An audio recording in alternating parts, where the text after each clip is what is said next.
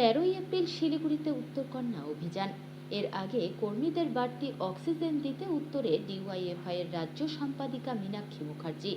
এদিন আলিপুরদুয়ারে র্যালির পাশাপাশি কর্মী সভায় যোগ দেন যুবনেত্রী।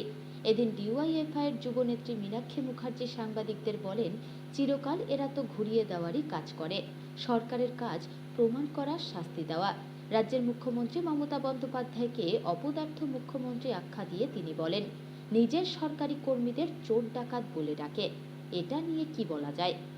যাদের চিরকাল গুলিয়ে দেওয়ার কথা তারা তাই কাজ করে বেড়াবে। সরকারের কাজ হলো প্রমাণ করা, সরকারের কাজ হলো শাস্তি দেওয়া, পুরস্কৃত করা। সরকার তো নিজের কাজ করলে সব থেকে ভালো। বলবেন অপদার্থ মুখ্যমন্ত্রী। এটা ব্যাখ্যা কেন অবদার্থ বলছেন কেন? নিজের সরকারি কর্মচারীদেরকে কেউ যদি চোর ডাকাত বলে ডাকে তাকে আর কি বলা যায়? 12 বছর ধরে এত কুড়েমি করলে হবে? এই কাজটা আরো আগে করা উচিত। আপনারা কি মনে করছেন আপনাদের মধ্যে দুর্নীতি হয়েছে? দুর্নীতি যদি হয়েছে শাস্তি পাবে। এই যে কেন্দ্রীয় বঞ্চনার বিরুদ্ধে তিনি বলছেন কেন্দ্র টাকা দিচ্ছে না, ধর্নায় বসছেন, এই ধর্নার বিষয়টাকে কিভাবে দেখছেন? 14.5 লক্ষ ভুয়ো জব কার্ডের টাকা কারা মারলো তার উত্তর কে দেবে? আপনারা পঞ্চায়েতে কি এই বিষয়গুলো নিয়ে ময়দানে নামছেন?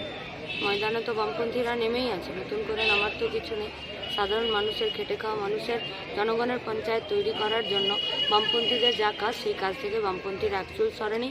প্রতিদিন রাস্তায় আছে, সাধারণ মানুষও বামপন্থীদের পাশে আছে। যুব সমাজকে এই বিষয়ে, আপনাদের যুব সমাজকে এই বিষয়ে কি কি বার্তা দেবেন? যুব সমাজকে ডিওয়াইএফআইকে আলাদা করে বার্তা দিতে হয় না। ডিওয়াইএফআই নিজের কাজ করে যাচ্ছে। সাধারণ মানুষের কাছে আমাদের অ্যাপিল, নিশ্চিন্তে নির্ভয়ে জনগণের পঞ্চায়েত নির্বাচন করতে ভোট দিন।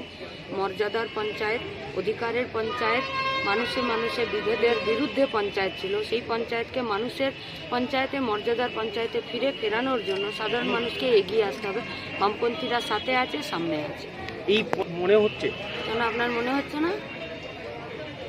তারা তো আপনাদের অভিজ্ঞতা কি বলে? আপনাদের অভিজ্ঞতা কি বলছে? আমরা তো শুনেছি যে আপনারাই অভিযোগ করেছেন যে ভোট লুট হয়েছে গত পঞ্চায়েতে, এবার আপনারা দেখেননি লুট হয়েছে? সেই জন্যই বলছি। পুনরাবৃত্তি হবে, তাকে পুনরাবৃত্তি হবে। আপনারা কি চান? আমরা চাই শান্তিপূর্ণ। শান্তিপূর্ণ হবে। ব্রাত্য বসু বলছেন শতরূপের 22 লাখ টাকার গাড়ি এখন চর্চার বিষয়, কি বলবেন?